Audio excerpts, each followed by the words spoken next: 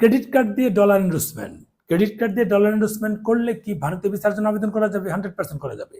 কিন্তু debit card এবং prepaid card দিয়ে যদি আবেদন করে সেগুলো কাগজপত্র সহ মানে পাসপোর্টে যে এন্ডোর্সমেন্ট করা আছে ওইটা এবং কার্ডের ছবি তুলে যদি আপনি ভিসা সেন্টারে জমা দিতে যান তাহলে কিন্তু ম্যাক্সিমাম ক্ষেত্রেই এটা নেয় না। তারা জানে এটা আসলে মানে গোড়ায় গলত থাকে।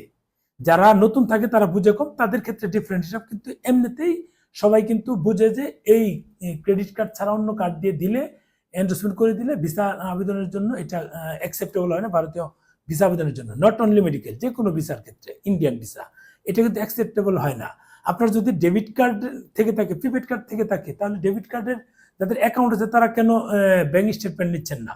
ব্যাংক স্টেটমেন্ট নিয়ে দিলে তো এই প্যারাটা থাকে না। সহজ বাংলা কথা, ব্যাংক স্টেটমেন্ট নিয়ে দিবেন, ঝামেলা নেই। তার মানে ব্যাংক স্টেটমেন্ট দেওয়ার মতো টাকা পর্যাপ্ত নাই অ্যাকাউন্টে, যার ফলে প্রিপেড বা ডেবিট কার্ড দিয়ে আপনারা ছলছাতুরির একটা অপশন তৈরি করতে চান। এটা কিন্তু হাই কমিশন বুঝে। কাজেই আপনাদের অনুরোধ করবো এই ছলছাতুরি না করে আর্থিক সচ্ছলতা প্রমাণের জন্য যদি আপনি দিতে চান তাহলে অবশ্যই আপনি ক্রেডিট কার্ড দিয়ে আপনি ভিসার জন্য আবেদন করবেন। অনেকে বলে যে ভাই আমি এর আগে পেয়েছি, ওই যে বললাম না শুরুতে যে কিছু কিছু লোক আছে নতুন বা খেয়াল করে না, তারা দিয়ে দেয়, তারা নিয়ে আবার ভিসা অফিসার যারা আছে তাদের অনেক সময় চাপ বেশি থাকে, তারা খেয়াল করে না, কারণ কন্টিনিউ একই কাজ। তারা ধরেই নেয় যে ভিসা সেন্টার থেকে যেগুলো দেয় তারা যাচাই বাছাই করে দেয়, চেক করে দেয়, এখন এগুলো হয়তো বা ক্রেডিট কার্ডই হবে, তখন তারা ভিসা দিয়ে দেয়। এই হচ্ছে বিষয়। ভালো থাকবেন, শেয়ার দিয়ে।